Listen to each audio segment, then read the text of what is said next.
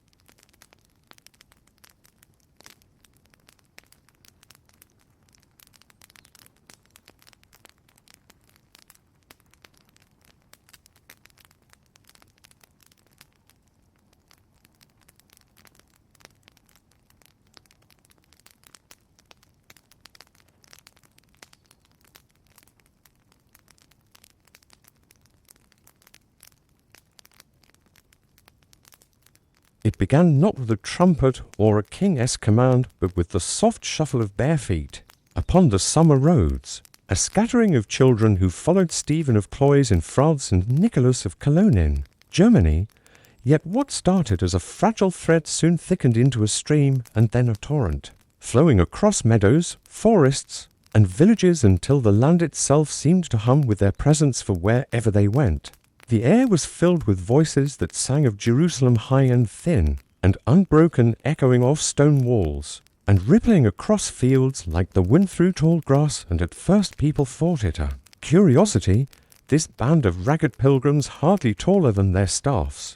But curiosity gave way to astonishment as the numbers multiplied, and the spectacle grew so vast that entire towns turned out to watch. And what they saw were faces sunburned and hollow, small hands gripping rough-hewn crosses, boys carrying sisters too weary to walk, girls coaxing little brothers onward, and though hunger pinched their cheeks and dust clung to their hair, their eyes glowed with a conviction that unsettled all who looked upon them, and whispers travelled faster than their feet, rumors of wonders along the way, of cripples standing upright, of the blind opening their eyes, and though no one could swear to the truth of these tales, faith embroidered them until they became living legends, and some swore angels moved unseen at the children's side, guiding them toward the sea that would surely part. And word of this strange pilgrimage climbed even to the towers of castles, where knights and lords exchanged uneasy glances, some scoffing that madness had seized the land, others troubled by the thought that heaven had chosen the lowly to shame the proud. And in the marketplaces merchants laid aside their ledgers to gape at the endless file of boys and girls trudging past, poor and barefoot, their heels cracked and bleeding, yet their voices lifted in hymns that promised a city of gold beyond the horizon. And mothers along the way clutched their little ones close, fearful they too might be swept into the tide. For already cottages and huts lay empty of children who had vanished in the night, drawn by a call no parent's hand could restrain, while fathers who once commanded obedience stood silent in their doorways, torn between fury, grief, and awe, for their children had become pilgrims of a vision larger than any house or field. And even among the clergy there was no agreement, for some denounced the march as folly from their pulpits, warning it would end in sorrow, while others whispered that perhaps the Holy Spirit truly moved in the multitude. And so the tide rolled forward, gathering strength as rivers gather rain, ungovernable, inevitable. And each night when the children lay upon the ground beneath the stars, their hymns rose into the sky like sparks from a fire, fragile yet undying, until even skeptics felt a chill of wonder. For what host of knights had ever marched with such purity? What soldiers had ever lifted such songs, and at the center of it Stephen strode, frail but burning with visions, declaring that seas would open before them as once they had for Moses, while Nicholas walked among his followers with fierce confidence, promising that miracles greater than swords awaited them, and the children believed. Oh, how they believed, for their misery hungered for meaning, and their poverty longed for hope. And in their dust-streaked faces and cracked voices hope itself took flesh. And so villages poured forth not only sons and daughters, but also beggars and broken folk, who joined the procession until the sight itself became legend even before its end was known.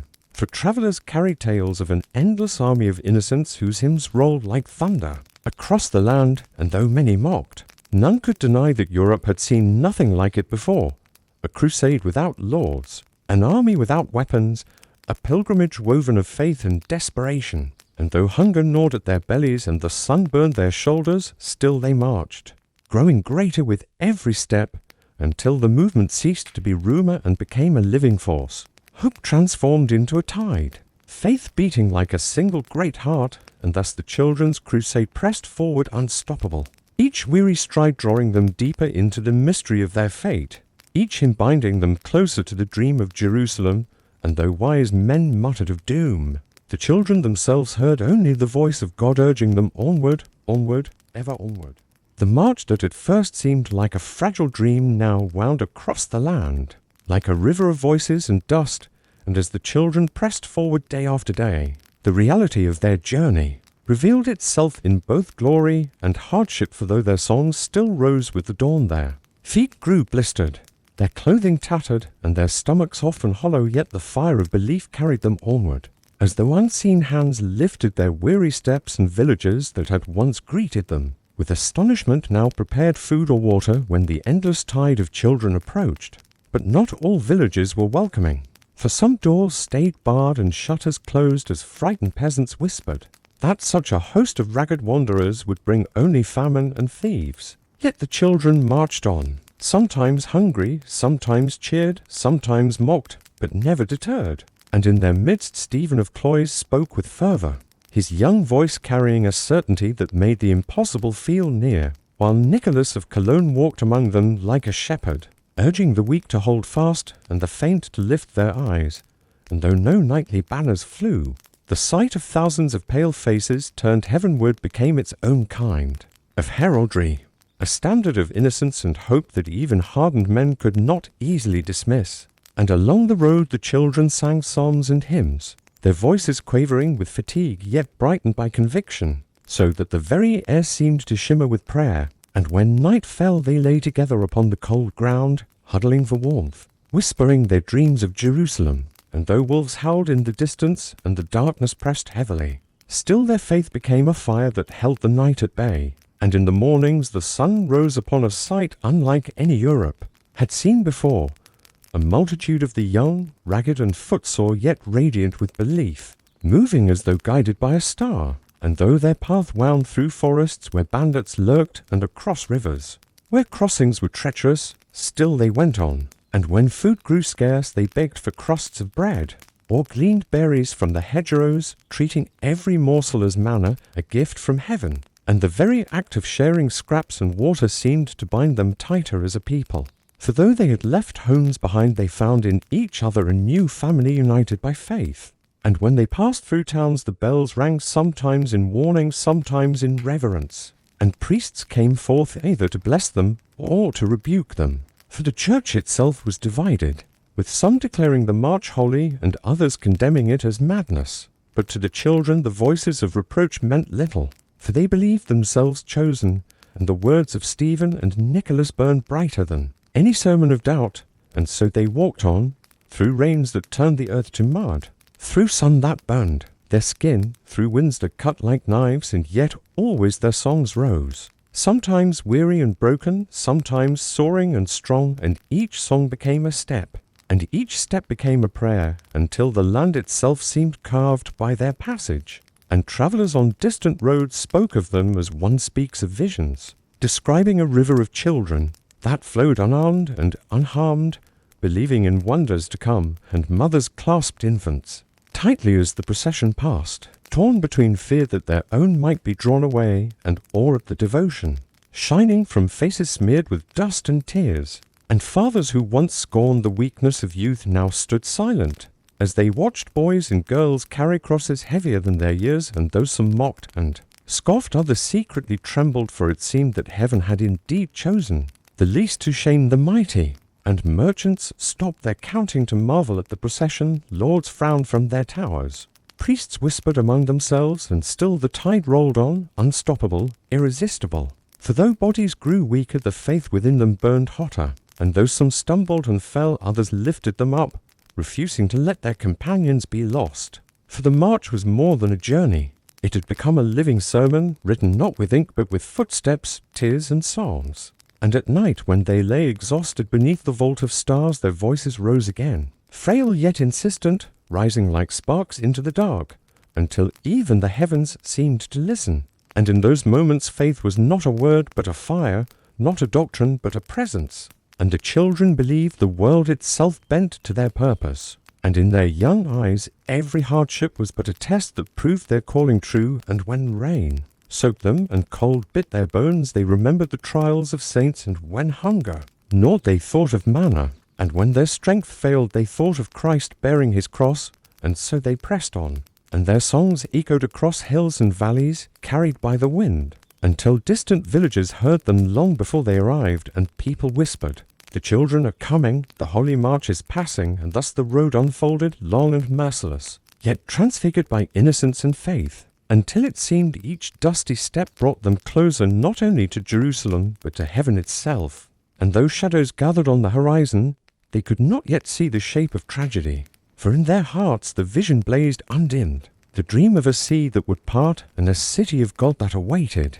And so they walked, unknowing yet certain, their voices weaving together like a single hymn that rose above hunger, above fear, above the very earth itself. The days that once seemed filled with the thrill of miracle began to lengthen into trials, and the laughter that had once accompanied the hymns grew thinner, as hunger carved hollows into children's faces. For bread grew scarce, water fouled in the heat, and not every village welcomed the weary pilgrims who now numbered in the thousands. And where once doors had opened with gifts of food and blessings, now shutters were drawn tight and barns locked. For what family could feed so many open mouths without starving itself? And so the children trudged past fields of ripening grain they could not touch, their eyes hollow with longing, their songs faltering into silence until Stephen raised his voice and Nicholas urged them onward. And in those moments the march became less a celebration and more a crucible, a test of faith so harsh that even the strongest quailed and sickness began to ripple through the camp, fever spreading swiftly among bodies already weakened by hunger, and the sight of little ones collapsing by the roadside broke the hearts of their companions. Yet the tide pressed on, carrying the weak as best it could, and though many whispered doubts, still the promise of the sea parting for them burned too brightly to abandon. For each child clung to the thought that just ahead awaited the miracle that would vindicate their suffering. And yet in the villages they passed, men muttered darkly that the march would end in ruin. Priests thundered that it was blasphemy, while others, shaken, declared it proof of heaven's mystery. And thus the children marched through a Europe divided, their faith colliding with the world's suspicion. And though the sun burned their shoulders by day and the cold bit deep by night, still they moved forward like a river unwilling to be dammed, and their leaders, though young, bore the weight of thousands of hopes, Stephen proclaiming visions of triumph, Nicholas urging endurance, and in their words the faint found strength enough for another mile, another night, another dawn, and yet the truth could not be hidden. Bodies fell behind, graves hastily dug or left unmarked, tears shed and swallowed in silence. For the tide could not stop, it could only flow onward, and each loss became a wound carried by all, though no one spoke of turning back. For to retreat was unthinkable, and so hunger and sickness became companions. And wolves followed at the edges of the procession, waiting for stragglers, and thieves prowled the forests, some stealing what little the children carried, others seizing the most helpless to sell into servitude. And yet the march did not dissolve. For though evil pressed on every side, faith bound the multitude together like iron. And at night their songs rose, thinner now, hoarse, yet burning all the fiercer for their desperation, drifting toward heaven as though each note were a cry for mercy. And some swore they saw lights in the sky, signs from God, though whether they were stars, dreams, or visions none could say. And others swore that angels walked among them unseen, carrying the weakest when their feet failed. And these stories, whether true or woven by hope, kept the march alive. For faith thrives on stories, and every miracle whispered gave breath to the weary, and so they staggered forward, no longer merely a march of innocence, but a pilgrimage marked by suffering. And their footsteps wore grooves into the earth, each step an offering, each cry of pain a prayer. And though the promise of Jerusalem lay impossibly far, still they saw it in their minds, shining beyond the horizon. And so the road itself became a kind of purgatory, stripping them of strength, of safety, of childhood, until only faith remained naked and raw. And in that faith they pressed forward, stumbling, bleeding, dying, yet never turning back, for to go on was all they knew, and the hope of God's miracle drew them like a flame draws the moth, relentless, consuming, unstoppable. After weeks upon weeks of trudging over endless roads, through forests that swallowed the sky, across plains that seemed without end, over bridges that groaned beneath the weight of thousands of weary bodies, the children at last caught the first scent of salt upon the wind, faint at first, like a whisper of promise, but soon thick and unmistakable. And then came the sound, the low, endless thunder that rose and fell like the breathing of some vast creature beyond the edge of the world. And though their feet were bleeding, their clothes in tatters, their bellies hollow with hunger, the children straightened as if lifted by unseen hands, for the sea they had dreamed of, prayed for,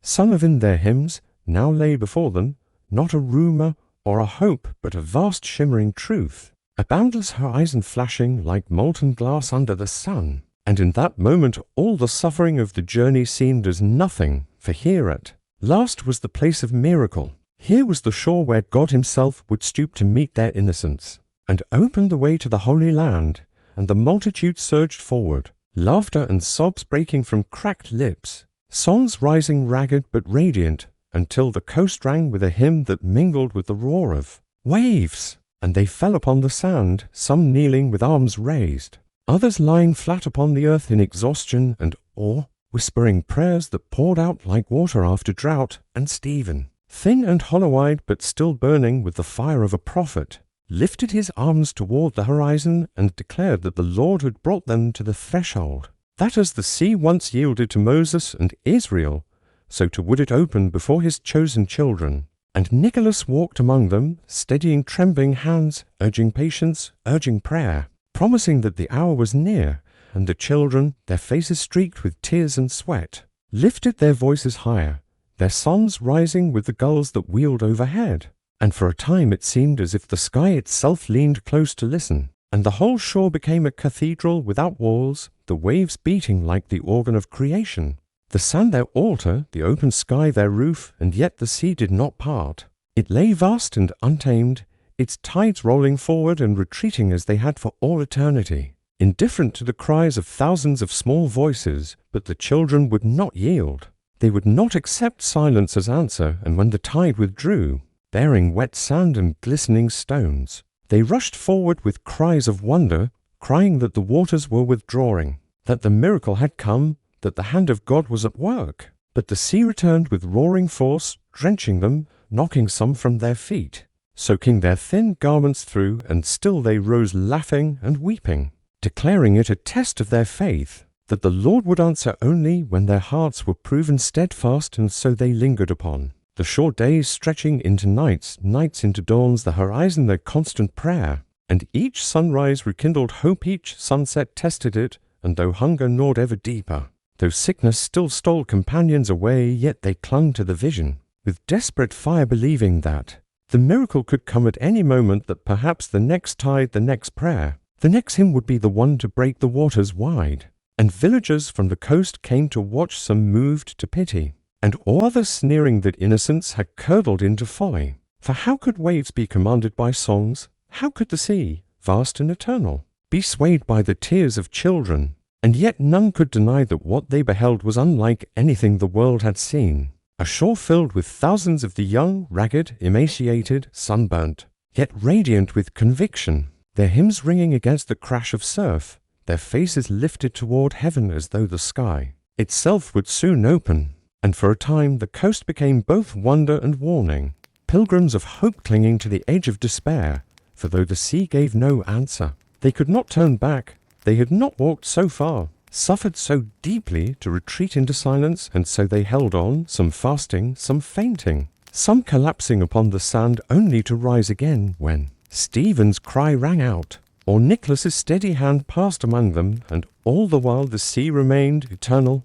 vast, unmoved, its roar mingling with their prayers as if mocking them. Yet the children refused to see mockery, only mystery, and still they sang, still they prayed, still they believed, until the very air seemed charged with expectation, as if at any moment the tide would freeze, the waters would peel back, and a road of dry earth would lead them to Jerusalem, shining just beyond the horizon, and thus the shore became both sanctuary and snare, the place where faith burned brightest and where doubt first stretched its shadow. For in the silence of the waves some began to whisper, trembling, asking why the Lord tarried, why the promise did not break into fulfillment, but still they remained, still they waited, their bodies frail but their belief unyielding. And so the children lingered at the edge of the sea, caught between the glory of vision and the weight of silence, unaware that in this place, where hope blazed hottest, the first embers of tragedy already smouldered, waiting to consume them. The children had lingered so long upon the shore that the sand itself seemed marked, by their knees pressed deep by the weight of uncounted prayers and the air heavy with salt. And song was filled with both desperation and unwavering hope, for though the sea had not opened, though no miracle had come, still they clung to the belief that God would not abandon them, and their eyes, hollow with hunger yet burning with a strange radiance, remained fixed upon the horizon as if the line where sea and sky-kissed would suddenly break apart and reveal the path to Jerusalem. But the waves only rolled eternal, indifferent, and more of their number fell, claimed by fever, by weakness, by sheer exhaustion, their bodies buried hastily beneath sand that would soon be reclaimed by the tide. And whispers of doubt grew heavier even as psalms still echoed, for faith, though fierce, can flicker when weighed down by hunger and silence. And it was in this hour of waiting, when hope hovered like a fragile flame, that new figures appeared upon the coast, men whose boots bore no dust, whose cloaks gleamed with richness, whose voices carried not the rasp of the pilgrim, but the smoothness of those long accustomed to command. And behind them upon the waters rode vessels, vast and dark ships, like crouching beasts at rest, their masts rising like spears, their sails furled like folded wings. And the men spoke their words flowing with honey, saying that God had indeed heard the cries of his chosen children, that he had sent these ships as answer, not by tearing the sea apart as in days of old, but by the hand of providence moving through generous captains and faithful merchants. And at these words the children gasped and cried out, for it seemed their trial was ended, their prayers fulfilled, the miracle come at last, only in another form. And Stephen, God yet blazing with conviction, lifted his arms toward heaven, proclaiming that this too was divine, that the Lord had tested them upon the shore, and now had opened the way not by waves but by wood and sail. And Nicholas moved among them, steadying their trembling limbs, whispering reassurance that this was the hour that their journey would continue, that Jerusalem lay just beyond. And laughter broke forth, laughter thin, cracked, yet more radiant than the sunlit waters. For after so many nights of silence, the promise of passage felt like deliverance.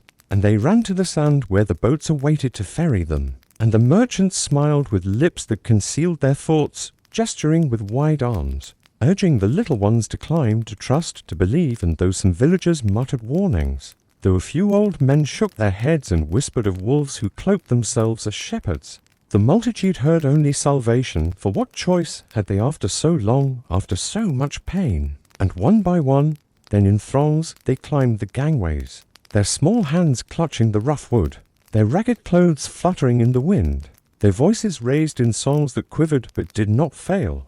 And the ships creaked as they boarded, vast bellies groaning as if eager for the feast, sails rustling above like wings preparing to spread. And still the children believed as fervently as when they had first left their villages. For innocence cannot fathom betrayal, and faith cannot easily admit deceit. And they waved to those left behind, to the sick too frail to move, to the fearful who dared not trust the promise. And the shore that had been their altar echoed with farewells, with the last prayers of those who watched helplessly as the sea opened its arms in another way, swallowing not by miracle but by bargain. And yet the children knew none of this.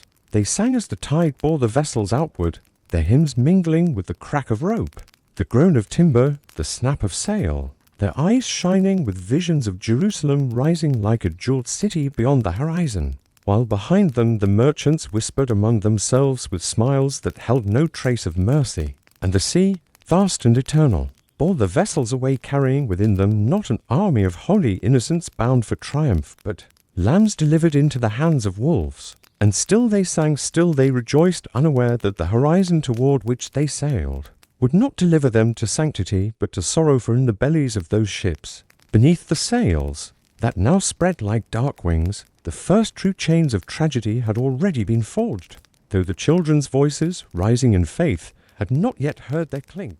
The sails filled with wind like great wings unfurling, and the ships groaned, as though waking from a long slumber, their timbers creaking with the weight of innocence, newly gathered upon their decks. And the children pressed shoulder to shoulder upon planks sticky with salt, lifted their voices as the tide carried them outward, their hymns rising like white birds into the air, the sea echoing with songs of Jerusalem, though the horizon remained an unbroken line of blue. And for a time joy swelled greater than hunger, greater than fear, for at last they were moving, no longer stranded upon the shore, but borne forward upon the waters they had so long prayed would open. And they told one another in whispers that this was God's way, that the miracle had come not as parting, but as passage, not as dry land, but as the gift of ships. and Stephen stood at the bow of one vessel, his hair whipping in the spray, his arms raised as though he commanded not wood and rope, but the very elements, and Nicholas walked the decks, soothing those who trembled at the waves, steadying the littlest ones who clung to the rails, and the sea for a while seemed kind, rocking them gently, scattering silver fish that leapt in sunlight, the gulls circling above as if guiding them onward, and hope rose again, fierce and bright, drowning memory of dust roads and hollow bellies, and they sang louder, psalms that mingled with the slap of waves and the snap of sails, and the merchant smiled to hear it, for the voices of children masked the darker creak of greed below.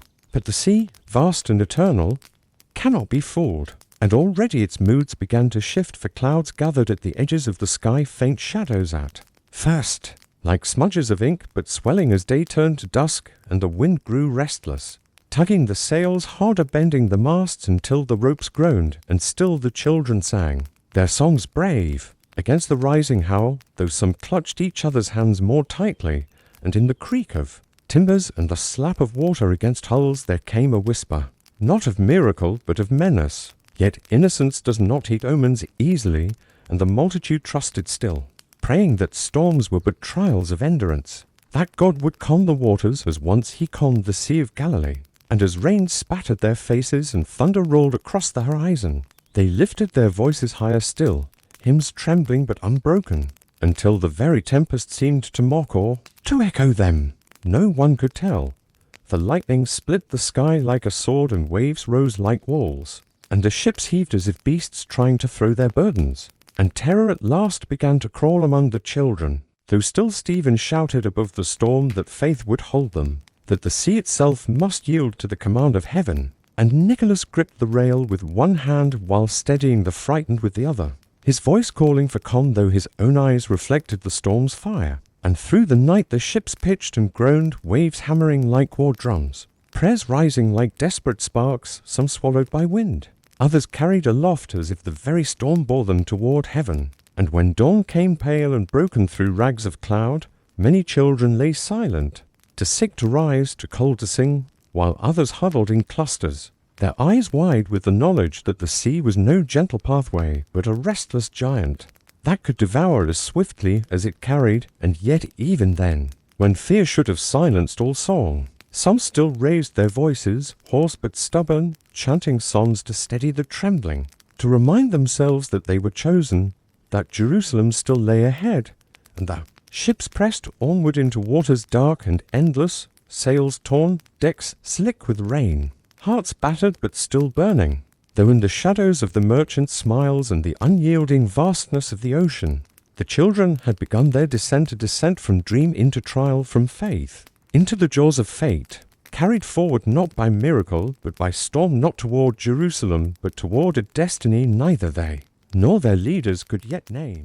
The road stretched long across the medieval landscape, winding through forests, over rivers, and across plains where the horizons seemed endless. And for those who travelled upon it, pilgrims bound for shrines, merchants with their caravans, or sailors upon the open sea, time was no mere curiosity, but a companion as essential as food, water, or shelter. To set out at the wrong hour could mean danger. To misjudge the length of a day could mean perishing in wilderness or storm. Thus, the art of measuring time became a traveller's hidden shield, guiding his steps, pacing his journeys, and keeping him alive upon paths where the familiar rhythms of home fell away. For pilgrims who journeyed on foot to holy sites such as Canterbury, Santiago, or Rome, time was a sacred measure, for their days were not merely miles of road, but hours of devotion, marked by prayer, rest, and renewed effort. Many carried small sand-filled hourglasses or relied upon the bells of monasteries along the road, pausing when they heard prime, terce, or vespers rung from distant towers. Their walking was a rhythm of faith, each step in time with prayer, each pause in harmony with the universal order that bells proclaimed across Christendom. The way itself became a living clock, for dawn's first light signaled the start of their march.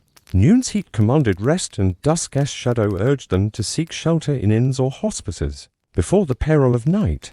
Merchants travelling in caravans faced time differently, for their journeys often spanned weeks across treacherous ground, where dangers of ambush or desert heat demanded strict discipline. Hourglasses measured the length of travel before halting to rest beasts of burden. Water clocks and candle timers ensured fair division of watches when guards kept their eyes upon the horizon. Time was also the heartbeat of commerce, for contracts drawn in distant towns specified delivery dates, often tied to fairs or feast days. A delay of even a few hours could mean the loss of a profitable trade, and so merchants became keen observers of times. Passage, reading the skies carefully as they counted their coins. Yet it was on the sea where timekeeping took on its greatest urgency and its deepest mystery.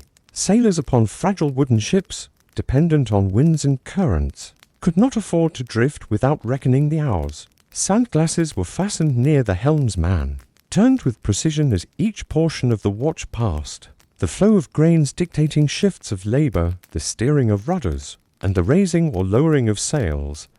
Navigation itself depended upon time, for though latitude could be guessed by the sun's height, longitude remained an enigma, and sailors measured distance by time sailed, estimating how far a ship had traveled westward or eastward by counting watches.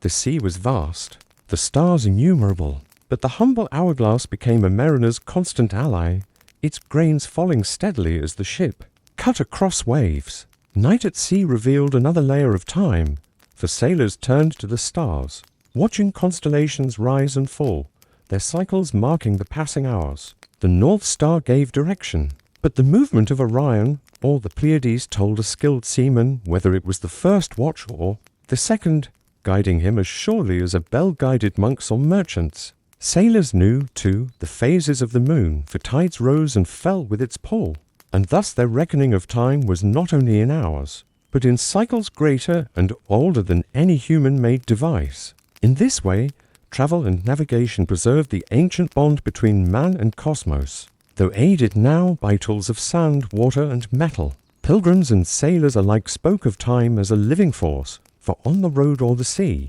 hours could stretch unbearably long in hunger or vanish in an instant when danger came. A sudden storm could erase all calculations, turning day to night and scattering caravans or fleets. In such moments, men realized that their mastery of time was fragile, a slender defense against the greater rhythms of nature and divine will. Still, they clung to their sandglasses and bells, for even imperfect time was better than none, and the order it brought to their journeys was a comfort in a world of uncertainty. Travelers' tales often spoke of time as if it were a character itself. A merchant might recall how his caravan marched tirelessly till the hour of sext, or a pilgrim might remember a miracle happening at the ringing of vespers. Time gave shape to memory, fixed events in order, and made journeys meaningful.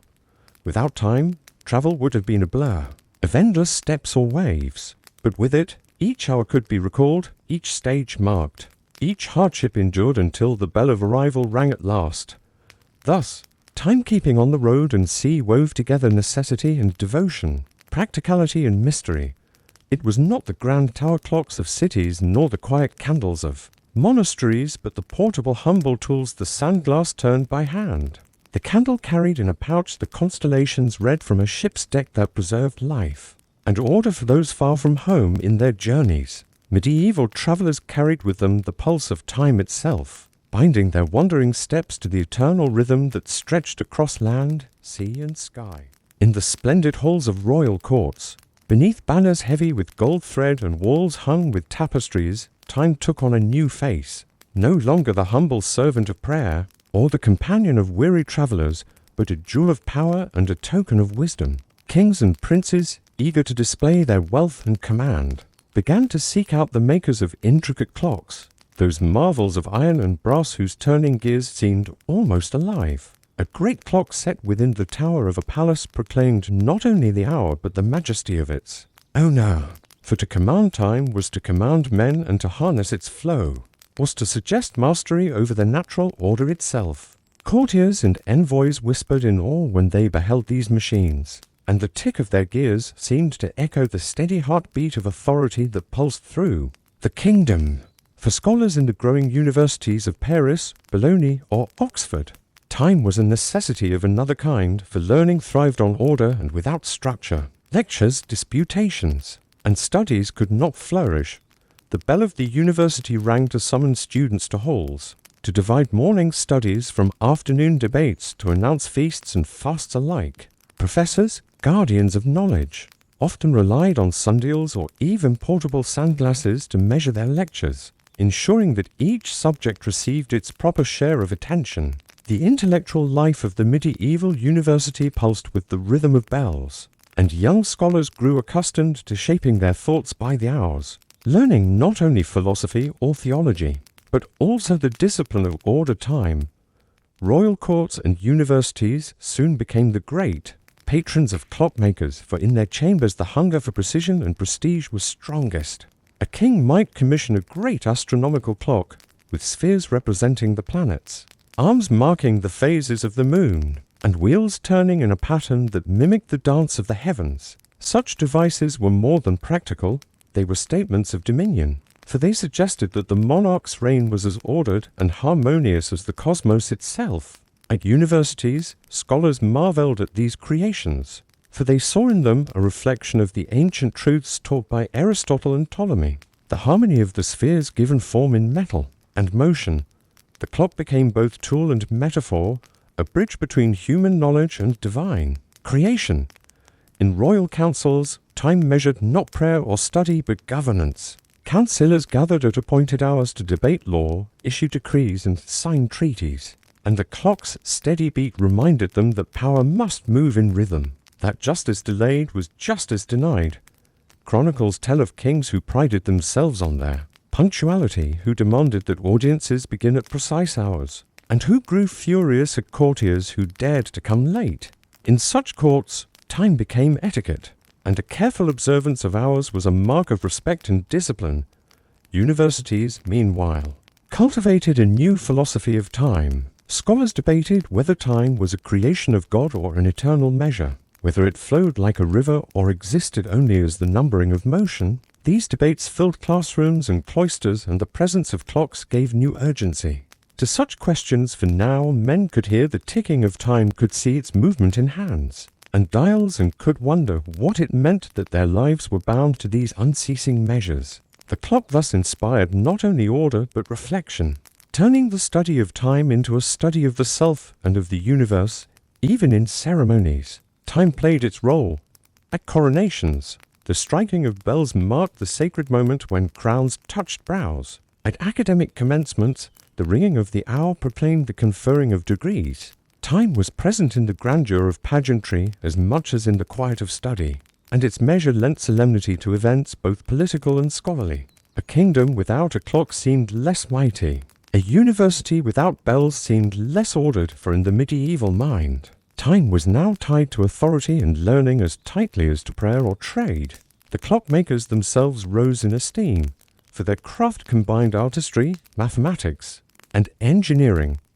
To fashion a clock for a king or a university was to leave a legacy, for such machines became landmarks, admired for generations. Some were housed in towers where all could see, others in great halls, where only the privileged entered, but all proclaimed the same truth. Here was a place where time was tamed, where knowledge and power met in the turning of gears. Thus, in royal courts and universities, timekeeping reached new heights of symbolism and utility. It became a badge of prestige, a tool of governance, a discipline of study, and a spark for philosophy.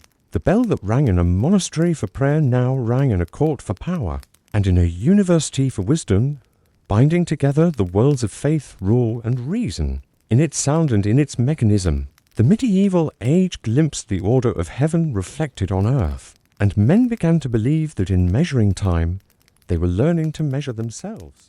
Time, once a tool of simple necessity, grew into something deeper in the hearts and minds of medieval people, taking on a symbolism that shaped their faith, their art, their fears, and their hopes. To them, time was not an empty measure, not merely the movement of sun and shadow, bell and sandglass, but a mirror of eternity and a reminder of mortality, a bridge between the fleeting present and the endless beyond. It was whispered in sermons, painted upon walls, carved into stone, and sung in hymns, for every passing hour seemed to carry a meaning greater than itself, a truth that spoke of the soul's journey as much as of the world's order. In churches, time was woven into worship. The The ringing of bells was more than a signal, it was a call from heaven, dividing day into sacred portions that bound the faithful to prayer, and reminding them that their lives, like the hours, were fleeting. The memento mori, the reminder of death, echoed constantly in religious thought. Every toll of a bell was a whisper that the hours of life were numbered, that each moment wasted was a step closer to the grave. Monks wrote of time as a river, flowing ceaselessly into eternity, carrying all souls with it, and they urged the faithful to use every hour for devotion, lest the river sweep them unprepared into judgment. Artists and poets gave time a face and a voice. In illuminated manuscripts, the cycle of the months was painted with exquisite detail. Peasants sowing in spring, reaping in summer, hunting in autumn, feasting in winter. Each image was more than a calendar. It was a meditation on the turning wheel of existence, the endless cycle of life and death. Sculptors carved hourglasses and skulls into tombs, reminders that even kings could not hold back the grains of sand, and that glory on earth was but a shadow compared to eternity. Poets sang of time as a thief, stealing youth and beauty, yet also as a teacher, revealing wisdom through the slow passage of years. Philosophers and theologians wrestled with the meaning of time itself. Was it a creation of God, beginning with the first dawn and destined to end with the final trumpet? Or was it eternal, stretching beyond human comprehension, a measure that existed before the world and would remain after its end? Such debates filled the schools of Paris and Bologna, as scholars pored over the works of Augustine and Aristotle, seeking to reconcile divine truth with human reason. The presence of clocks, their steady ticking and mechanical motion, added urgency to these questions, for men could now see time made visible, could watch it measured with precision, and could not escape the thought that they themselves were bound by the same relentless rhythm. Time also became a moral force. Preachers thundered from pulpits that idleness was a sin, that to waste an hour was to waste a gift from God, and that diligence in labor was as sacred as diligence in prayer. Guilds and towns embraced this moral vision, enforcing punctuality not only for profit, but for virtue, teaching that the proper use of time reflected the proper order of society. Even kings and lords spoke of time as a mark of justice, rewarding those who labored faithfully and punishing those who squandered their days. In this way, the symbolism of time became not only spiritual but social, a measure of honor and responsibility in every corner of life. In art and pageantry, time was celebrated and feared alike. Great festivals marked the cycles of the year, from Christmas to Easter. From harvest feasts to midsummer fires, each holiday a reminder that life itself moved in patterns, bound to the rhythm of seasons. Yet alongside the joy of festivals was the dread of the end, for apocalyptic visions haunted the medieval mind. Many believed that history itself was but a great clock, ticking steadily toward the final hour when Christ would return to judge the living and the dead. To live well was to keep one's own hours in harmony with that cosmic clock, to ensure that when the final bell rang, one was ready. Thus, in the medieval imagination, time was never neutral. It was a teacher, a judge, a companion, a warning, a symbol of God's order and of human frailty. Its passing was marked not only by devices of wood, sand, or iron, but by stories, prayers, images, and rituals that gave meaning to the hours. Every toll of the bell, every grain of sand, every shadow that moved upon a dial whispered the same truth, that life was fleeting, that eternity was near, and that how one used the present would echo forever. In this way, time transcended its role as a measure of work or worship and became a language of the soul. To understand time was to understand life itself, and in the medieval world, no man or woman could hear a bell or see a clock without also thinking of heaven of judgment, and of the eternal destiny that awaited beyond the bounds of mortal hours. In the later centuries of the Middle Ages, the story of time took another turn as craftsmen, scholars, and dreamers sought not only to mark the hours, but to master them with a precision unknown to earlier generations, no longer content with sundials that faltered on cloudy days or sandglasses that shifted with the tilt of a hand. Men began to forge mechanisms of such complexity and accuracy that they seemed almost miraculous wheels within wheels' gears, meshing with flawless regularity each tick, and took an echo of divine order rendered in iron and brass. This was the dawn of a new era in which time itself, once fluid and uncertain, began to march with a sharper, more relentless rhythm. The invention of the Virgin foliot escapement in the 13th century changed everything. This device, though simple in appearance, allowed mechanical clocks to measure time with steady beats, dividing hours with unprecedented regularity, set within towers of cathedrals and town halls. These clocks rang bells that could be trusted to sound at the same moment each day, binding entire communities to a single measure of time. Where once people had lived by the rising and setting of the sun, they now found themselves answering to the call of iron hammers striking bronze bells, each note carrying across rooftops and fields declaring not nature's rhythm, but man's mastery of ours. Artisans rose to new prominence as clockmakers, combining the skills of blacksmiths, jewelers, and mathematicians. Their workshops became places of wonder, where gears were cut with painstaking care, weights were balanced, and mechanisms assembled that could count not only hours, but also phases of the moon, positions of the planets, and even the march of the zodiac across the heavens. Cities competed to display the grandest public clocks, marvels that were at once instruments, monuments, and symbols of civic pride. To possess such a clock was to declare one's place at the forefront of learning and innovation, for precision in time was becoming a measure of prestige as much as a practical tool. Yet these clocks were not merely ornaments. Their steady ticking reshaped life itself. Bells tolled with greater accuracy, marking times for work, meals, curfews, and markets. Craftsmen and merchants adjusted their schedules not by guesswork or fading daylight, but by exact hours, and with this came a new discipline, a sharper sense of urgency. Tasks could now be measured, productivity compared, contracts enforced with precision. A worker's day could be divided not only by sun and shadow, but by the striking of a clock. That all could hear, a force as inescapable as law itself. The tempo of society quickened, and men began to feel time as a pressure, a resource that could be gained, lost, or squandered. Scholars, too, embraced precision.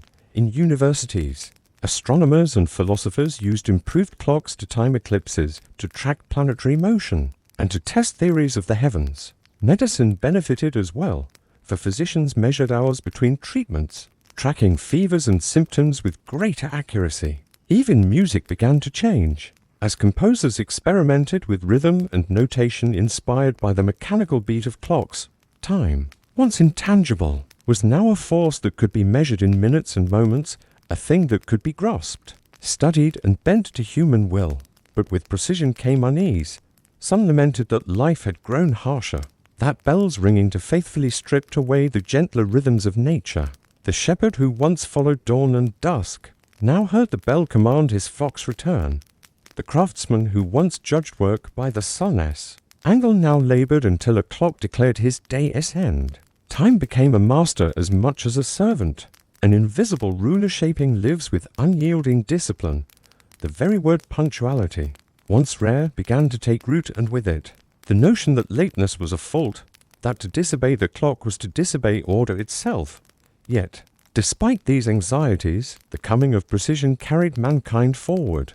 The skill of clockmakers advanced, gears grew smaller and more exact, and portable devices hinted at the personal watches and timepieces yet to come. The grandeur of cathedral clocks inspired generations, and their steady strike became as much a part of medieval towns as the chanting of monks or the cries of merchants. With every innovation, time grew less mysterious and more mechanical, less a rhythm of nature and more a pattern of artifice. Thus, in the late Middle Ages, precision became the new frontier. It reshaped cities and villages, courts and workshops, minds and souls. The steady beat of mechanical clocks prepared the way for the Renaissance, when men would look upon the ordered ticking of gears and see not only mastery of hours, but a model for the universe itself, predictable, rational, and knowable. What had begun with shadows and sundials had now become a triumph of craft and intellect, a step toward the modern world where every second is counted and time itself is treated as one of the greatest treasures of all.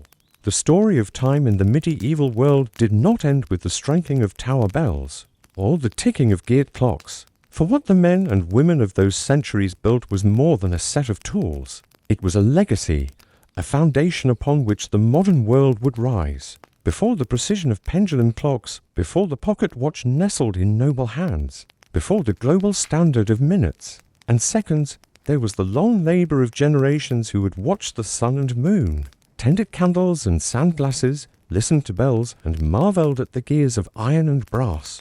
Their efforts stitched together the fragile fabric of daily life, slowly teaching humanity that time could be measured, disciplined, and shaped, until it became the very skeleton upon which civilization grew.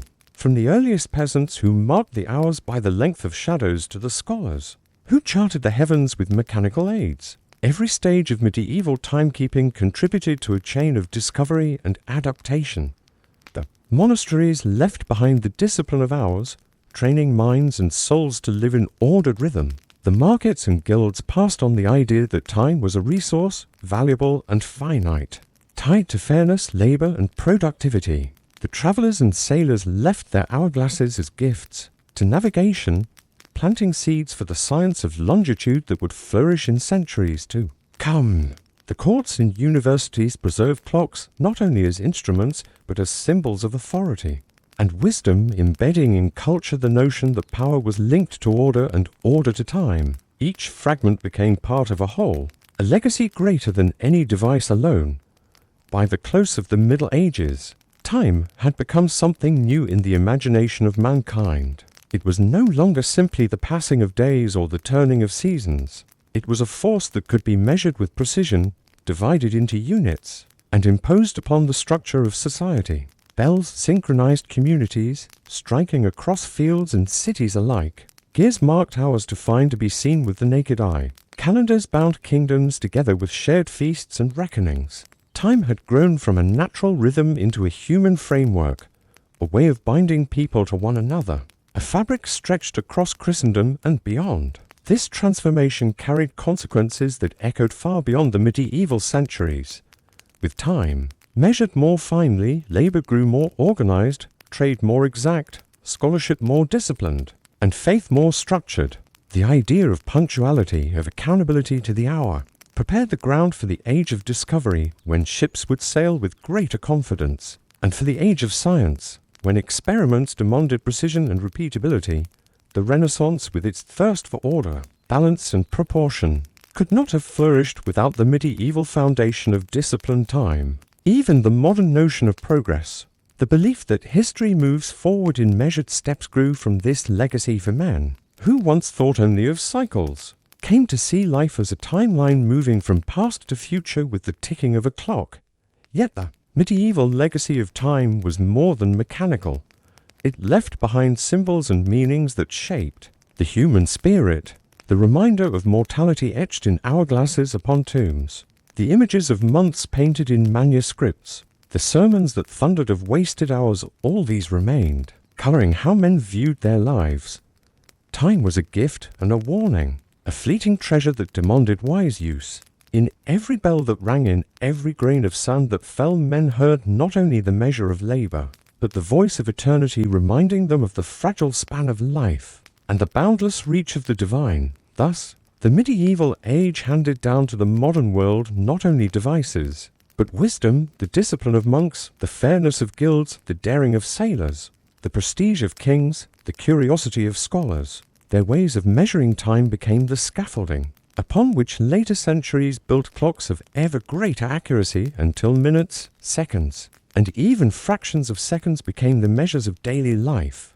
The story that began with the shadow of a gnomon ended in the steady tick of mechanical marvels. But its meaning lay not only in technology, but in how it taught humanity to live within the rhythm of time itself.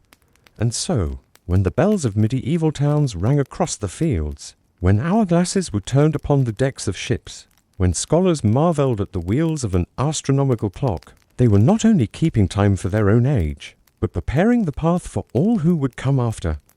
Their legacy endures in every watch that ticks today, in every calendar page turned, in every schedule kept, in every second counted. For the modern world is built upon their discovery. That time, once mysterious and immeasurable, could be captured, divided, and lived by, and in this capturing, mankind reshaped its destiny forever.